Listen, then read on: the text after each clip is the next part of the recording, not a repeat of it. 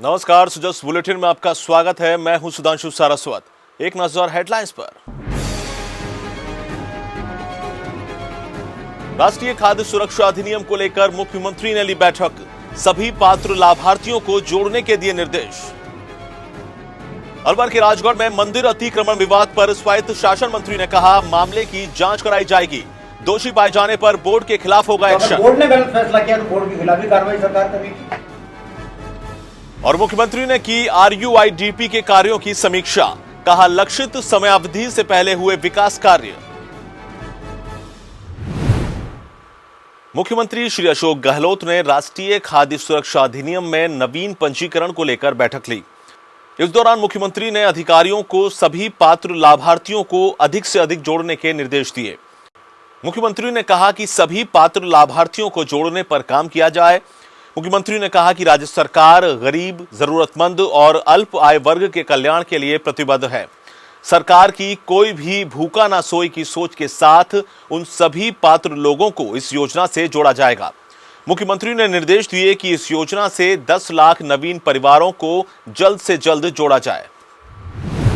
अलवर जिले के राजगढ़ में मंदिर अतिक्रमण विवाद पर स्वायत्त शासन मंत्री श्री शांति धारीवाल ने कहा कि इस मामले में जांच करवाई जाएगी।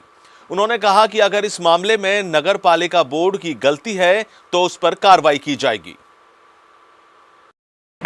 राजगढ़ के ईओ को नोटिस दिया है बाकायदा, तो पूरे फैक्चुअल रिपोर्ट लेकर के यहाँ पर आए हो और पूरा नक्शा समझाया कि किस भूमि किस सड़क से उनको अतिक्रमण हटाना था, कितना अतिक्रमण हटाया गया, कितना क्या किया गया, और मंदिर को जो तोड़ा गया वो मंदिर की भी क्या क्या पोजीशन है वो मंगा करके उनको 3 रोज का नोटिस दिया कि 3 रोज के अंदर वो उपस्थित होंगे, उसको एग्जामिन करवाएंगे। और जो अगर मान लीजिए दोष अगर इसका है कि बोर्ड ने ही ऐसा फैसला किया है, तो अगर बोर्ड ने गलत फैसला किया तो बोर्ड के खिलाफ भी कार्रवाई सरकार करेगी। मुख्यमंत्री श्री अशोक गहलोत ने कहा कि प्रदेश के विकास में राजस्थान नगरीय आधारभूत विकास परियोजना यानी कि RUIDP का अहम योगदान है। इस योजना से राजस्थान के शहरों में पेयजल और सीवरेज जैसे महत्वपूर्ण प्रोजेक्ट धरातल पर उतर रहे हैं। उन्होंने कहा कि राज्य सरकार विकास कार्यों को लक्षित समयावधि पर धरातल पर उतारने के लिए प्रतिबद्ध है। सरकार की ऐसी ही मंशा के अनुरूप परियोजना के तहत कई प्रोजेक्ट लक्षित समयावधि से पहले ही पूरे कर लिए गए हैं। अब वर्तमान में संचालित सभी प्रोजेक्ट को समयबद्ध रूप से पूरा कराना सुनिश्चित किया जाए। उन्होंने कहा कि परियोजना में प्रथम और द्वितीय चरण के कार्य पूर्ण हो चुके हैं। तृतीय चरण के कार्यों में 86% प्रगति होना अच्छा है। प्रदेश में शिक्षा का स्तर बेहतर करने के उद्देश्य से शुरू किए गए महात्मा गांधी अंग्रेजी माध्यम स्कूल्स मील का पत्थर साबित हो रहे हैं। इस योजना ने सरकारी विद्यालयों की तस्वीर बदली और पेरेंट्स के सपनों को पूरा किया है। अंग्रेजी माध्यम महात्मा गांधी स्कूल मील का पत्थर हो रहे साबित। मुख्यमंत्री की शिक्षा के क्षेत्र में अभिनव पहल। बीते 2 सालों से अभिभावकों का बढ़ता जा रहा है रुझान। 205 अंग्रेजी माध्यम स्कूलों में करीब 87,000 पार पहुंचा नामांकन। कई राज्य कर चुके सरकार के इस फैसले की सराहना।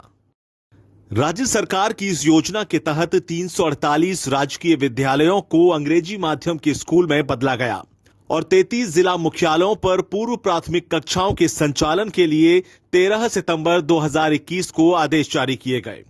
राज्य में 205 महात्मा गांधी अंग्रेजी माध्यम विद्यालयों में 87,000 से अधिक विद्यार्थी नामांकित हैं। राजकीय विद्यालयों में अंग्रेजी माध्यम का वातावरण उपलब्ध करवाने के उद्देश्य से इन स्कूल्स की स्थापना की गई है। इन स्कूल्स में सुविधाएं किसी भी तरह से निजी स्कूल से कम नहीं हैं। महात्मा गांधी अंग्रेजी माध्यम स्कूल्स उन लोगों के सपनों को पूरा कर रहे हैं जिनके बच्चे आर्थिक परेशानियों की वजह से अंग्रेजी स्कूल्स में नहीं पढ़ पाते हैं, और निश्चित तौर पर प्रदेश सरकार ने उनके सपनों को उड़ान दी है। ब्यूरो रिपोर्ट, सुजस समाचार। और आइए अब जानते हैं कि किस तरह से प्रदेश बन रहा है मॉडल स्टेट। और इसके घुटने में 4-5 साल पहले काफी दर्द हुआ था, इसलिए मतलब हमारा जो इलाज जयपुर में धन्वंतरी प्राइवेट हॉस्पिटल उसमें हुआ और इसका जो घुटनों का जो जॉइंट है वो सारा बदला गया।